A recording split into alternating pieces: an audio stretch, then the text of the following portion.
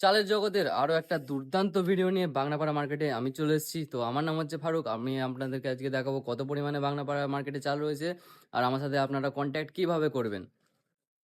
তো এখানে দেখতে পাচ্ছেন তপন ট্রেডার্স। তো এটা কার চাল আমি জানি না, সেটা এখানে রত্না চাল রয়েছে। আজকে আপনাদের রত্না চাল দেখায়, মিনিকেট চাল তো প্রচুর পরিমাণে আপনাদের দেখায়।